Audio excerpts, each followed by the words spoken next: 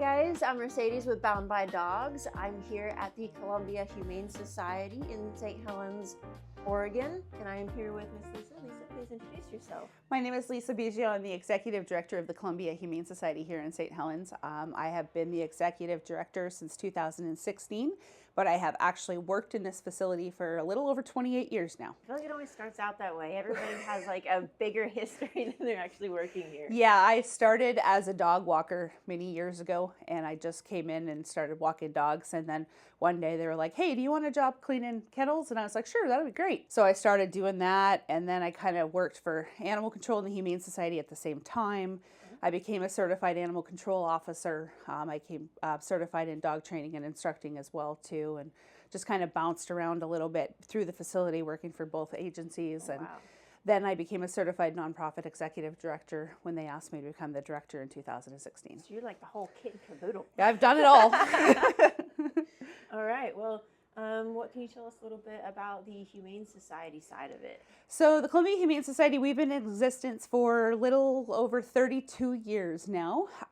We are a small facility. We only have 3 staff members. We have 2 part-time people and 1 full-time person. We have an amazing team of volunteers that come in and help us with all of our animals and stuff like that. And we will probably rehome close to 400 to 500 animals this year, depending on what our intakes look like and stuff like that. We are the only humane society that is in Columbia County, and Columbia County is about 720 square miles in total. So our intake only comes from Columbia County because we have a huge need at home.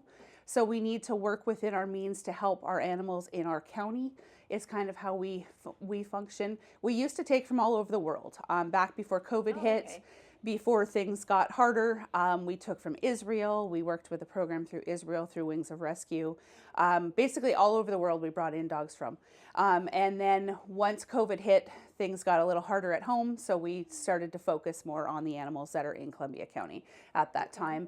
And we just haven't been able to open up because the need is so great in Columbia County. I didn't even think about taking animals from all over the world because just Yeah, we being the reckon only one here. we saved from the meat trade in South Korea. We took dogs from there. Wow. We took 52 canines from Israel as well too. We had a program where we took dogs from Israel. Yeah, just all over the place. California, Texas. We never told anything from Canada at all.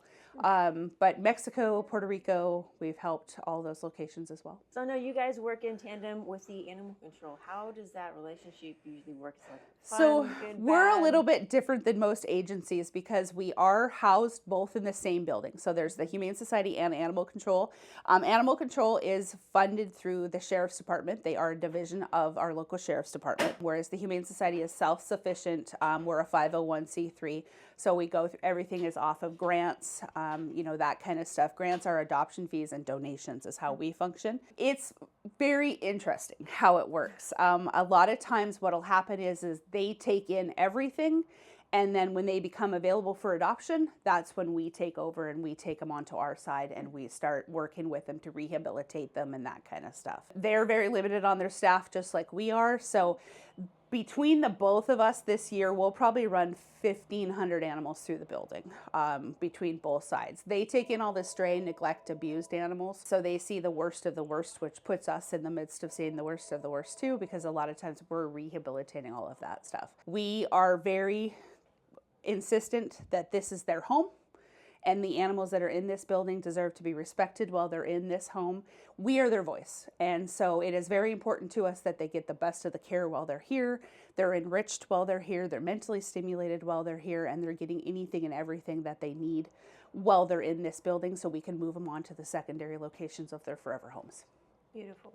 Wonderful. And I know, so how does that rehabilitation work as far as getting all those neglected and abused animals? Because I know you guys, I know you know the training side of things. Yes. Yeah. So how do you guys work with like the training and working with those kind of animals here? So we have a behavioralist. We have a couple of behavioralists that volunteer with us. We also have another one that's on staff as well too. She doubles as a shelter manager. And so, and we all just kind of pitch in and do, is how it works. Like we had one particular dog that was chasing cars really bad just recently. And so I was like, okay, we need to get this guy under control. And so I stepped in and I started doing all of his training. We got it figured out, and now the volunteers can be back to handling them. We're working on building a volunteer team that works just with behavioral stuff to make it better so that we have people that can focus on those kinds of dogs specifically. We're looking at building our volunteer team too, because right now we just have a team that comes through in the mornings and walks everybody and stuff. We're looking to add volunteers in the afternoons so that we can have the dogs going out multiple times a day, getting enrichment. We kind of have a different facility than most. We're very fortunate, actually. We have all our kennels are indoor, which they all have like indoor radiant heat, in-floor heating, air conditioning, but they also have all corresponding outdoor kennels. And the outdoor kennels are all covered, and they're fairly big outside kennels that they have. And when we go around, you'll see. But in addition to that, we have 4 70 by 100 play yards that have like equipment and stuff in them for them to climb in and all of that kind of stuff. So we have exercise yards. And then we also have a great walking trail that they go down as well too. So usually everybody gets exercised every day in the yard, and then they go for a walk as well too. So like we have a lot of the shelters like I've been to, they're really small, and a lot of times the dogs never get to go outside unless they're going on a walk, where ours will spend like their days outside, and then they just come in the evenings. We try to give them anywhere from 7 to 10 hours outside a day, just outside, but the kennels are all covered, so it's not like they're standing out there in the pouring rain or anything like that. Days like today, because it is going to be hotter, our staff starts on what we call a hot protocol, so we start at 6 o'clock in the morning, and then our cleaning staff works for like just 3 hours in the morning, and then they come back later in the evening. All the dogs will go up early today, so they're not outside in the thick of the heat. And then they'll go out later this afternoon to go potty and that kind of stuff. So they're inside in the air conditioning all day when it's hot. They're spoiled, basically, is what it comes down to. A lot of times we have a lot of dogs that we place that come back and board with us. Yeah, we do offer that to our adopters, because we do have some temperamental dogs that we do send home, and so we like to have them come back so we can care for them when their owners are out of town, so we know they're safe and that kind of stuff. And a lot of them, like we have a couple that'll just like can't wait to get out of their cars and get back into us and stuff when they come back. And that's good. Yeah, well, it opens it up because we don't have a lot of boarding facilities around, so it makes it a little bit harder for people. So yeah. That's nice, though. I mean, the dogs can come back to familiar faces and stuff. And yes. It's a little less stressful, but it's good to know that they're actually excited to come back and see you. Yes. So you know they're not miserable. The odd time we have one that comes back that he's like, "Oh man, you guys again?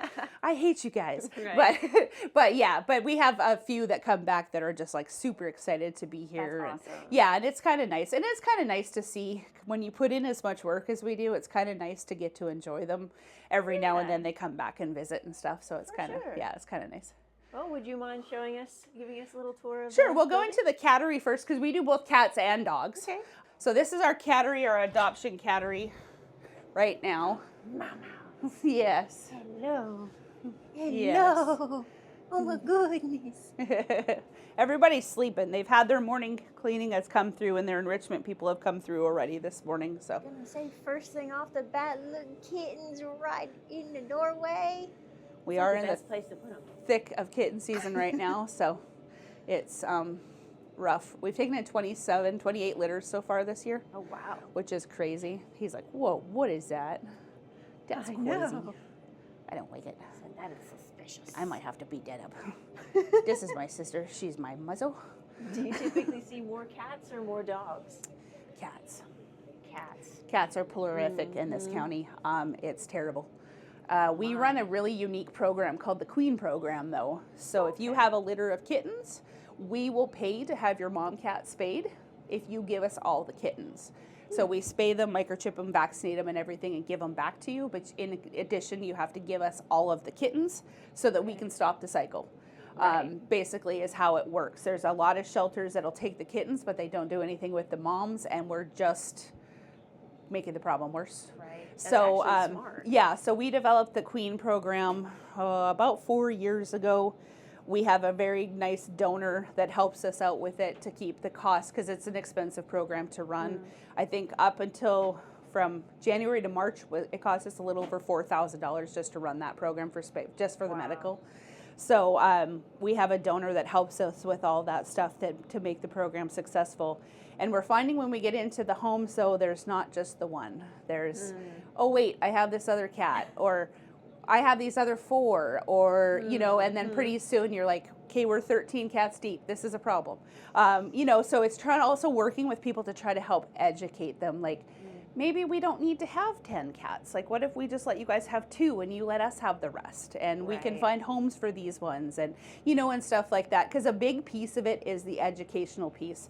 We are a rural community, and so cats aren't as adhered, like they're not as valued out here as they are in like the cities and stuff like that. And so educational pieces about like not letting your cat outside and that kind of stuff we've been trying to work on to get across that it's not safe for them to be outside and whatnot. So yeah, so like a lot of our adult cats, we have like Patty is a mama cat. Sam here was brought from a neglect situation. She was abandoned in a neglected apartment. And then Beetlejuice was brought in. Actually, he was brought in for euthanasia.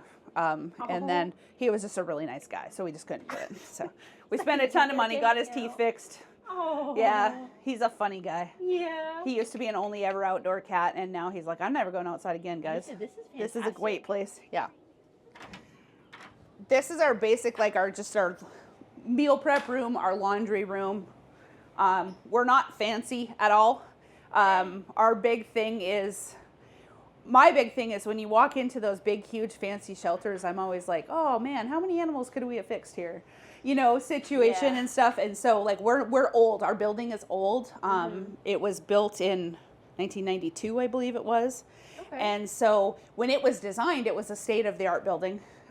It's not anymore because obviously the science has changed a lot since then. Right. And so we've made some like homemade renovation things to make it better for the dogs, that kind of stuff. They don't care what it looks like. Nope. It does what it needs to do. It absolutely does what it needs to do.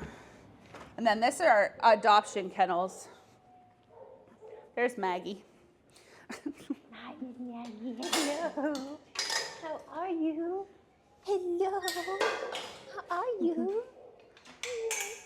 This is very sweet. Oh my goodness. Each kennel is set up with like, we find out if they like particular blankets or particular toys, and that stuff all stays with them. So when they get adopted, it all goes home with them as well too, along with all of their training collars, their harnesses, all of that kind of stuff goes with them also. Because it's awesome. Well, it's important that they are comfortable when they go into their new homes, and so things that smell like us, stuff they're used to having, we like to try to keep that with them. There's Marty. Sure the familiarity of knowing what to expect from rules or any kind of commands like that, I'm sure helps with the acclimation as well. Absolutely. Yeah, absolutely. And then each kennel has like you'll notice a kennel card on the front of it that talks about like the things they like to do, things they don't like to do, stuff we're working on, things they can have in their kennels.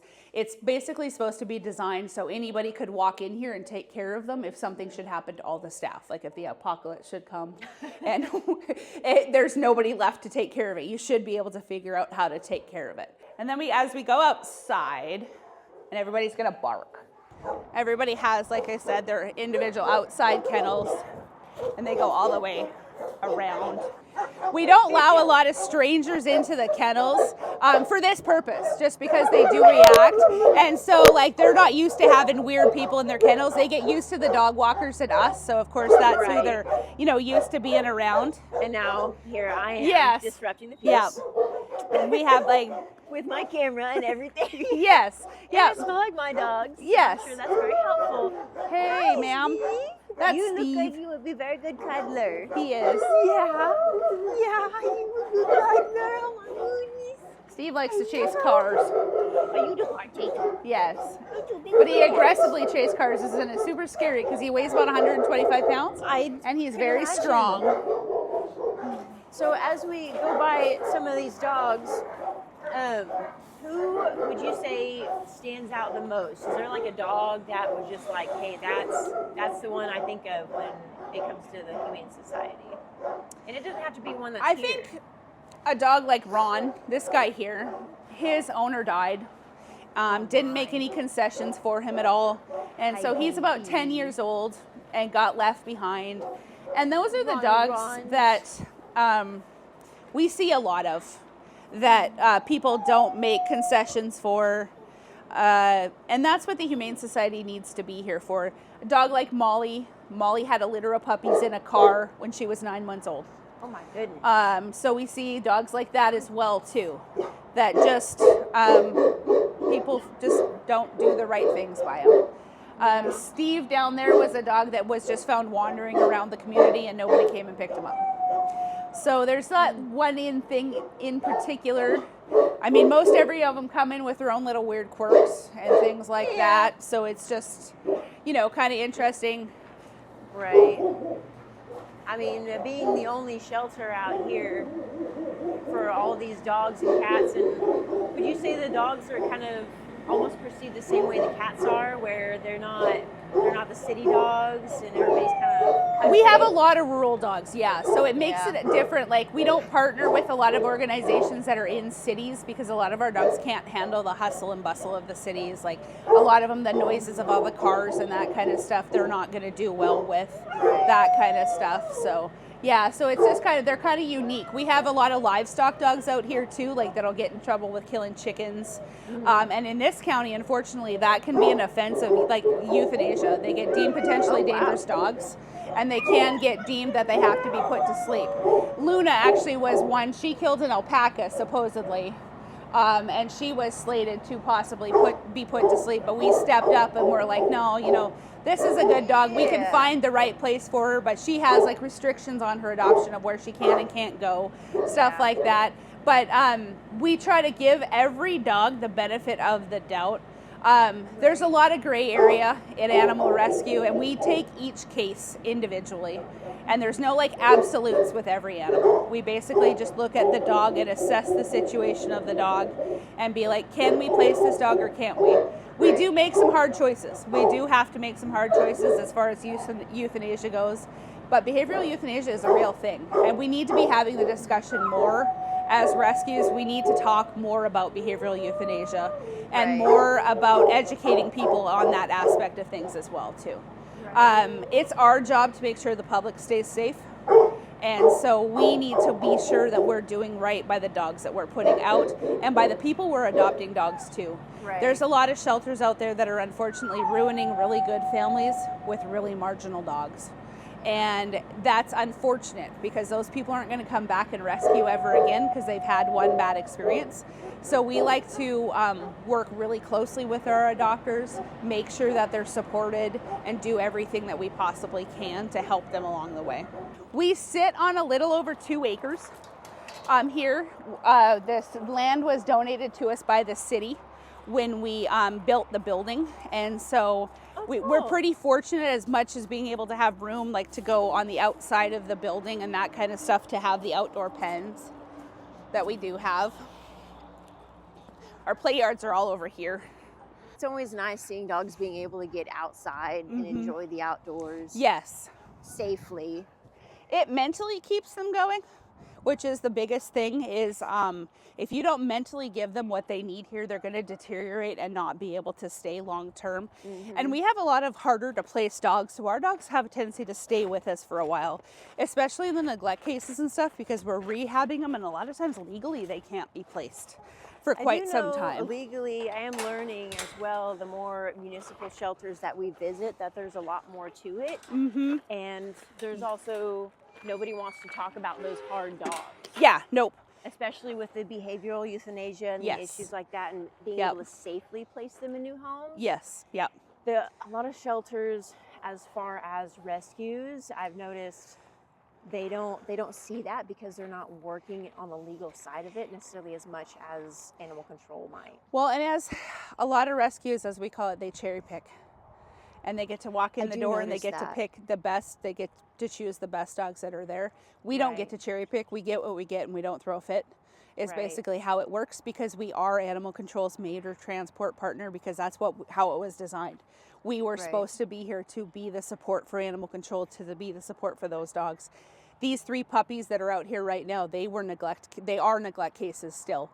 They're criminally under trials or, under investigation and that kind of stuff. They came in, they were completely emaciated. You could see all their bones and stuff in their bodies. They just ended up, they were wandering around and somebody happened to catch them. And then through the community, through social media, we were able to track down, the animal control was able to track down who they actually belonged to and stuff like that. So the shelters that have the high numbers of adoptions, I'm always like, yeah, because you guys cherry picked the really easy ones. And you didn't get stuck with the Rons and the, the Lunas who chase the alpacas, because a lot of rescues wouldn't touch those. Right. Because they're like, well, they're not an easy placement. We can't get them out the door super quick. Right. And we don't discriminate. We just, like I said, we just take what we get and we don't throw a fit. Right. Is how it works. So if it happens to come in that a litter of golden retriever puppies comes in, that's cool. But it's not going to happen. I do notice that sometimes some shelters don't have like the resources or the ability to actually work with those animals. Yes. Yeah. Do you feel like that's something that also contributes for the fact that they don't do that? They don't take those dogs because they have no way to safely place I think them? so, yeah. And I think too, one of the things is like we run our program like it's a foster-based program, basically, like the life we try to provide for our animals that are in our care. And we always just have a backup, where a lot of the foster-based rescues, they don't always have the backups of like if my foster immediately has to go out of town, we have no. So they have to kind of pick and choose to make sure, like if a dog's not dog friendly, trying to find a foster that doesn't have another dog is very hard. So they kind of have to be a little bit more picky and choosy about what they do take, which is understandable. But we also have some dogs that just can't do shelters. And, we work very hard to work with other organizations that maybe does have a bigger foster volunteer base to get those dogs out of here so they can't be here. Because some dogs just can't shelter here. Right. So it just kind of depends on the dog. We did learn that talking to Animal Aid down near Portland, and they're exclusively foster-based. Which is actually also nice to hear because they're like, hey, the dogs are completely different outside of shelters. Absolutely, and like yes. you said, some dogs just do not do well at all in shelters. Absolutely. Well, hello, little ones. That's Puckett. Hello. Oh, my goodness. Well, you guys are doing just fine with all this outside stuff. What are you doing? Are you distracting my cameraman? Are you distracting the cameraman? Yeah. You guys are very social. Hi, That's sweetheart. very good. Hi, Look at sweetheart. you. Socials is not the problem here. No, I can imagine not with puppies. Not being well behaved is a problem. Oh, well, you can't have it all.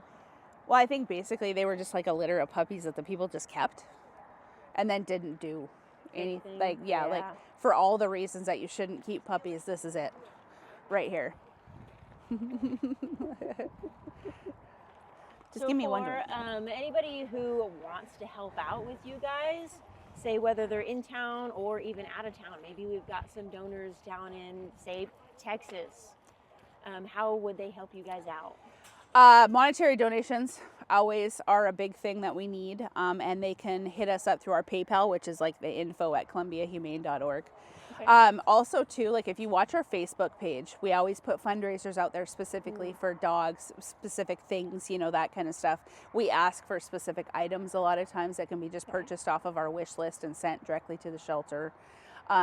Stuff like that. So that's how people can support. And we do have supporters we have like some adopters that have now like moved to New York and stuff. And so they send stuff to us. Oh, that's cool. I've been around for so many years that I've been getting recently a ton of emails from people that their dogs that I've placed with them have died now. Like, because it's been so many years. Yeah. And so it's kind of interesting to see like when they came here when they were young and then the people adopted and then they reach out to know, we just wanted to let you know that so-and-so passed over the Rainbow Bridge and we appreciate, giving us this opportunity. And part of it for me is hard because it's like, it's really sad. Like I broke your heart by giving you this dog, but it's also kind of nice to know that, the places where we're putting these animals are getting that kind of care and, and the people really appreciate the work that you do. Because there's I was going to say the appreciation for somebody to reach out to you after so long. Yes. And be like, listen, I know you loved this dog. Yeah. I have to tell you about him. Yeah. That's something else right there. Well, it's interesting too, because those are the emails that keep you showing up. That kind of stuff is what keeps us showing up because there's not a lot of positives in this line of work. Hard. It's hard to concentrate on the positives, I should say. There is positives, but the negative kind of outweighs the positive, and Negatives are seeing, heavy. yeah, and I'm a big proponent of, especially for my staff and my volunteers, like compassion fatigue is a big thing for me as well too, because I feel like we're losing a ton of good animal welfare people to compassion fatigue. When I first started, it was the shut up, we don't talk about it. We just take our losses and we move on and we bury it and we do what we need to do. And that's not right. We need to be talking about those things. We need to be giving the people in this industry the ability to be able to communicate with each other. And that's one great thing about social media, is we do have those networks now. So we can bounce ideas off of each other from across the country. I have some really good friends in animal welfare that are in New York that we work with and bounce ideas off and stuff like that, you know, from across the country. And it's just a big network of people that all have the same ideas and are all working together for the same things, because we need the support behind the scenes. Right. And a lot of times people forget that those of us that are in this business, we're people too. We are not just machines. Absolutely. You might think that I'm uncaring, because in a situation I'm very direct and to the point, and this is just how it is. We cry when we put those dogs to sleep. We cry, we shed the tears.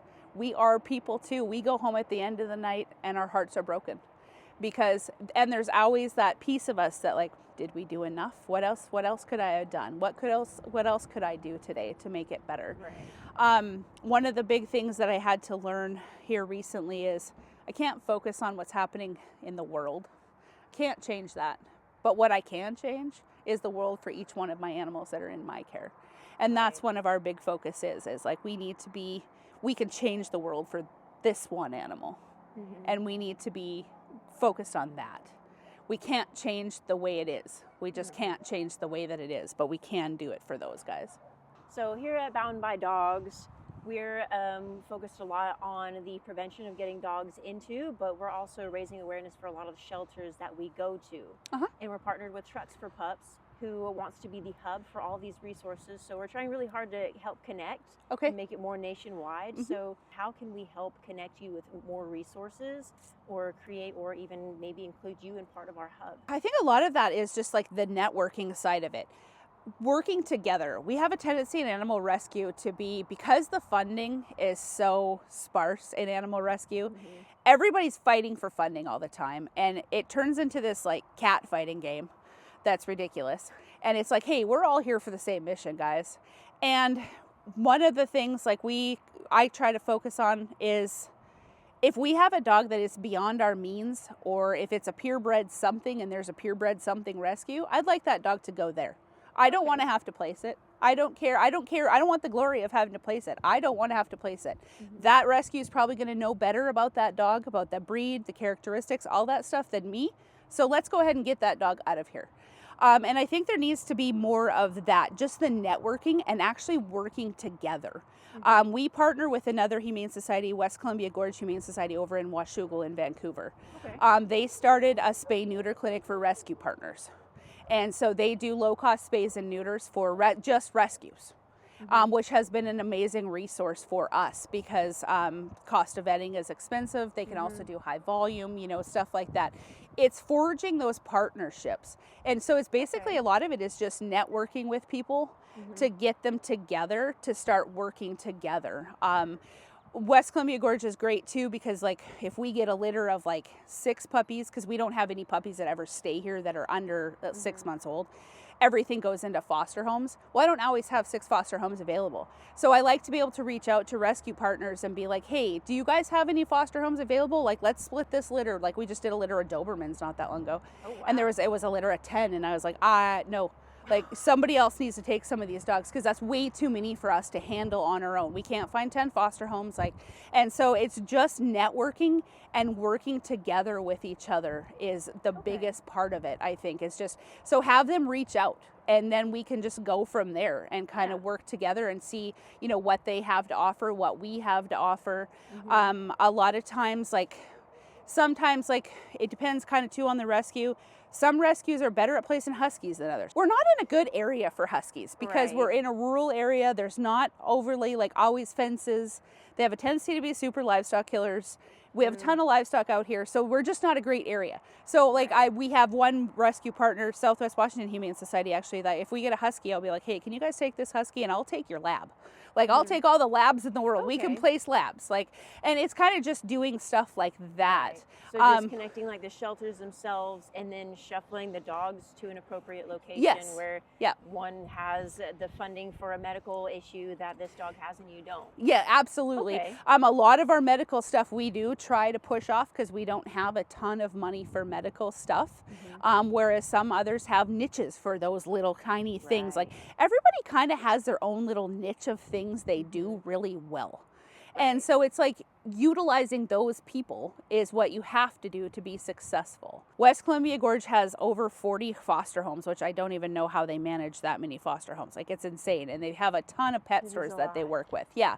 And so like if I have something that really needs to go into a foster home, that's who I'm reaching out to. Like, can you take this guy because he really needs to go into a foster home? It just kind of depends, I think, a lot on your area. You know, all of that kind of stuff. We all have our own little niches.